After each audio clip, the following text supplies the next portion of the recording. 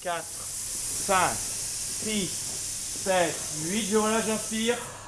Et petite pause.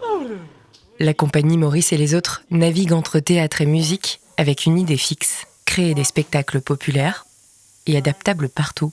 Et si l'envie de reprendre Carmen de Bizet courait depuis longtemps, c'est le mouvement MeToo qui a permis de poser les mots. On avait déjà envie de monter ce Carmen en extérieur, on avait déjà l'intuition que Carmen pouvait prendre sa place vraiment dehors, dans les murs de la cité, des villes et des campagnes. Je pense qu'on avait quelques intuitions féministes, mais on n'avait pas vraiment mis le doigt sur le fait que l'opéra s'ouvrait sur un harcèlement de rue et qui s'achevait sur un féminicide.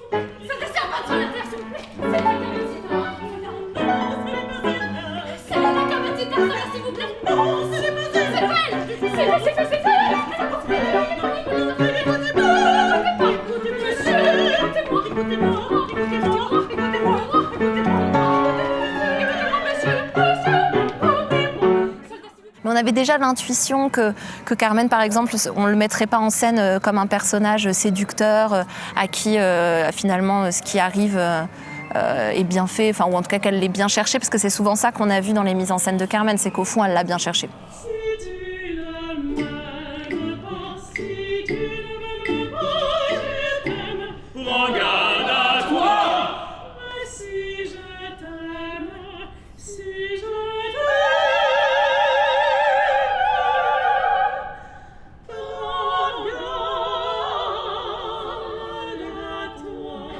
Quel que soit le spectateur qui est en face de cette œuvre, on ne peut pas y être insensible.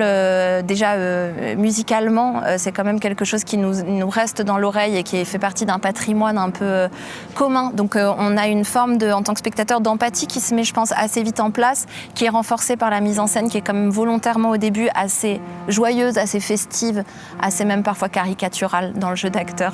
Ça crée une empathie, et cette empathie, elle est là pour permettre que le drame final arrive vraiment comme un couperet glaçant et permettre de rallier quelques personnes à la cause féministe quand même. En tout cas, en tant que spectateur et en tant qu'acteur, à la fin, on est tous autour de la même situation qu'on a vu venir et pour laquelle on n'a rien fait.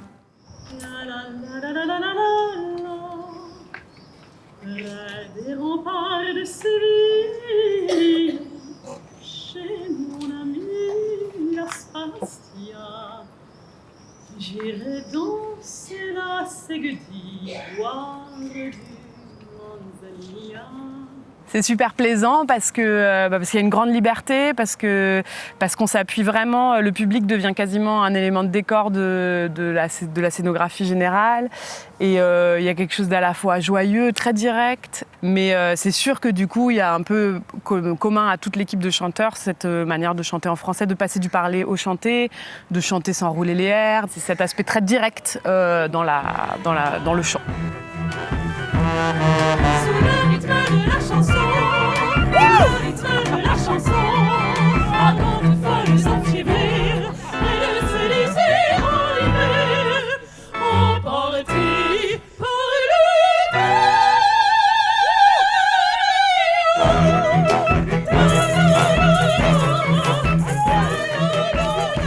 Ce qu'on avait envie de raconter avec Jeanne Desoubeaux, c'est vraiment le plein air, la vie de bohème. Et du coup, on s'est inspiré des musiques de Goran Bregović, qui est un musicien qu'on affectionne particulièrement et qui a fait également une Carmen. Et du coup, on a imaginé cette orchestration un peu folle avec des ukulélés, avec des cuivres, avec un filicorda des années 70. Et aussi, on a pris ce parti pris d'avoir des chanteurs qui jouent également de leurs instruments, des instruments qu'ils jouaient quand ils étaient petits au conservatoire. Moi, je jouais du trombone.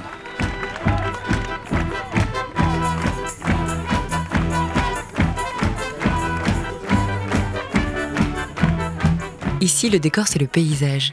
Et il change en fonction des déambulations du public ou de la météo. Chaque cadre est posé et attend d'être perturbé. Presque toute la mise en scène repose sur les dispositifs qu'on offre aux spectateurs et qui leur permettent de regarder de ces décors des choses qu'on a anticipées. Et donc quelque part, après, dans ce cadre-là, de la même manière que j'aime bien créer des cadres pour que les acteurs après s'en emparent. J'aime bien aussi que les spectateurs soient dans des cadres et s'emparent aussi de ce qui leur est donné. Et donc dans le théâtre paysage, l'oiseau qui passe juste à ce moment-là, quand Don José et Carmen se disputent, ou comme ça nous est déjà arrivé, un volet qui claque brusquement au moment où ils s'embrassent. C'est des espèces de mini hasards merveilleux qui sont d'une poésie magnifique.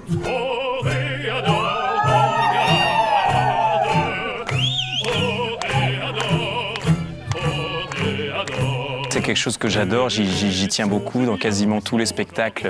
Je participe, j'arrive pas à ne pas faire chanter les gens, c'est toujours quelque chose, il y a un moment de communion assez fort et c'est toujours touchant. Moi je trouve que le chant, surtout en France, très souvent on est un peu complexé vis-à-vis du chant, on se dit oh là là, on chante faux, on n'a pas le droit d'y aller. Et alors que par exemple, Toréador, à chaque fois les gens ils chantent avec nous, ils tapent dans les mains et c'est un moment très fort et moi je pense que c'est un moment important en tant que chanteur lyrique, en tout cas de faire chanter les gens, c'est quelque chose que je trouve très, très beau et très important.